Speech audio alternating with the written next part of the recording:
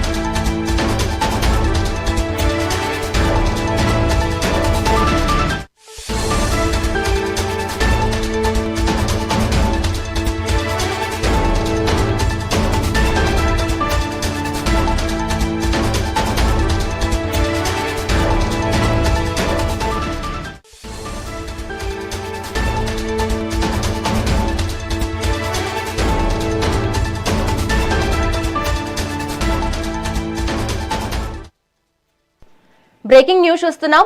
ముద్రగడ పద్మనాభం అంత్యక్రియలను అధికారిక లాంఛనాలతో నిర్వహించాలని ఏపీ ప్రభుత్వం నిర్ణయించింది. ఈ విషయమై CM Chandrababu, deputy CM Pawan Kalyan ఫోన్లో సుదీర్ఘంగా చర్చించారు. కాపు ఉద్యమ నేత, మాజీ మంత్రి అయిన ముద్రగడ పద్మనాభం సమాజానికి చేసిన సేవలను గుర్తిస్తూ ఈ గౌరవాన్ని కల్పించాలని వారు భావించారు. ఈ మేరకు అంత్యక్రియలను ప్రభుత్వ అధికారిక లాంఛనాలతో నిర్వహించేందుకు ఏపీ ప్రభుత్వం తక్షణమే ఉత్తర్వులు జారీ చేసింది. దీంతో ముద్రగడ పద్మనాభం అంతిమ సంస్కారాలను అధికారిక గౌరవ మర్యాదలతో వైభవంగా నిర్వహించేందుకు అధికారులు అన్ని ఏర్పాట్లు పూర్తి చేస్తున్నారు. దీనిపై మరింత సమాచారం మా ఇన్పుట్ ఎడిటర్ నరేంద్ర అందిస్తారు. నరేంద్ర, చెప్పండి. కాపు ఉద్యమ నేత, మాజీ మంత్రి ముద్రగడ పద్మనాభం నిన్న హైదరాబాద్ లో తుది శ్వాస విడిచారు. అయితే ఆయన్ని స్వగ్రామైనటువంటి తూర్పు గోదావరి జిల్లా కిర్లంపూడికి కుటుంబ సభ్యులు తీసుకువస్తున్నారు. ఆయనకి ఇక్కడ అధికార లాంఛనాలతో అంత్యక్రియలు నిర్వహించాలంటూ కూడా ఆంధ్రప్రదేశ్ ప్రభుత్వం నిర్ణయం తీసుకుంది. ఒక పక్క దీనికి సంబంధించి ఆంధ్రప్రదేశ్ ముఖ్యమంత్రి నారా చంద్రబాబు నాయుడు, ఉప ముఖ్యమంత్రి పవన్ కళ్యాణ్ సుదీర్ఘంగా ఫోన్ లో చర్చించుకున్నారు. ముద్రగడ పద్మనాభానికి ఏదైతే కాపు సమాజం కోసం చేసినటువంటి సేవలకు కానీ, రాష్ట్ర ప్రజల కోసం రాష్ట్ర మంత్రిగా, 6 సార్లు ఎమ్మెల్యేగా, 2 సార్లు ఎంపీగా ఆయన అందించినటువంటి సేవలకు గుర్తుగా రాష్ట్ర ప్రభుత్వం అధికార లాంఛనాలతో ఆయన అంతిమ సంస్కారాలు నిర్వహించాలంటూ కూడా నిర్ణయం తీసుకోవటం, దానికి తగిన విధంగానే ఉత్తర్వులు జారీ చేయటం, అధికార యంత్రాంగం అంతా కూడా ఆ దిశగా పనిచేస్తూ ఉంది.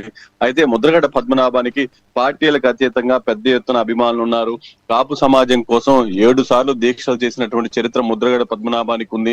2016లో తుని సంఘటన ఏదైతే ఉందో ఆ సమయంలో అంత పెద్ద ఎత్తున కాపు యువకులందరినీ కూడా ఒక చోటకి చేర్చినటువంటి దానికి సంబంధించినటువంటి స్థాయి ఇంతకు ముందు చాలా తక్కువ మంది నాయకులు చేయగలిగారు.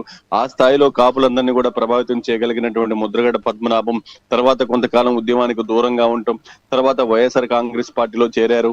ఎన్నికల సమయంలో ఆయన చేసినటువంటి వ్యాఖ్యలు అవన్నీ కూడా తీసి పక్కన పెట్టి మొత్తంగా ఈ రోజు కాపు సమాజానికి, కాపు సంబంధించి ఒక పెద్ద దిక్కును కోల్పోయినటువంటి పరిస్థితి ఉందంటూ కూడా ఇతర పార్టీలకు సంబంధించినటువంటి నాయకులు కూడా చెప్తూ ఉన్నారు. ముఖ్యంగా కాపు నాయకులైతే ఒక పెద్ద దిక్కును కోల్పోయాం, ఏదైనా సరే ఉంటే మా కోసం మాట్లాడేటువంటి వ్యక్తి, మా గొంతు వినిపించడానికి ముందుండేటువంటి వ్యక్తి అయినటువంటి ముద్రగడ పద్మనాభాన్ని కోల్పోవటం కాపు సమాజానికి తీరని లోటు అంటూ కూడా వాళ్ళంతా మాట్లాడుతూ ఉన్నారు. ముద్రగడ పద్మనాభాన్ని చూసేందుకు పెద్ద ఎత్తున చివరిసారిగా ఆయన భౌతికాయాన్ని చూసేందుకు రాష్ట్రం నలుమూల నుంచి కూడా కాపు యువకులు గాని, ముద్రగడ పద్మనాభం అభిమానులు గాని పెద్ద ఎత్తున తరలి వస్తూ ఉన్నారు. కిర్లంపూడి మొత్తం కూడా కిక్కిరిసిపోబోతూ ఉంది.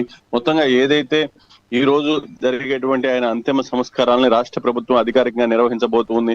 దానికి సంబంధించి అక్కడ ఉన్నటువంటి స్థానిక నాయకులంతా కూడా హాజరు కాబోతున్నారు. రాష్ట్ర వ్యాప్తంగా ఉన్నటువంటి ముద్రగడ పద్మనాభం అభిమానులు గాని, కాపు సమాజంలో ఐక్యంగా ఉండాలని కోరుకునేటువంటి వ్యక్తులు గాని వీళ్ళంతా కూడా పెద్ద ఎత్తున తరలి వచ్చే పరిస్థితి కనిపిస్తూ ఉంది. ఇప్పటి వరకు అనేక సార్లు ఇటు చంద్రబాబు నాయుడు గురించి కానీ, పవన్ కళ్యాణ్ గురించి కానీ, ముద్రగడ పద్మనాభం చేసినటువంటి వ్యాఖ్యలు వాటన్నిటిని కూడా పక్కన పెట్టి రాష్ట్ర ప్రభుత్వం గతంలో ఆయన చేసినటువంటి సేవలు, రాష్ట్ర ప్రజలకు ఆయన అందించినటువంటి సేవలు వాటిని పరిగణలోకి తీసుకొని ఇప్పుడు అంతిమ సంస్కారాలను అధికార లాంఛనాలతో నిర్వహించాలని కూడా తీసుకోవడం, దానికి సంబంధించి ఉత్తర్వులు వెలువడటం, వెంటనే అధికార యంత్రాంగం కూడా ఆ దిశగా పనిచేస్తూ ఉంది. Thank you Narendra.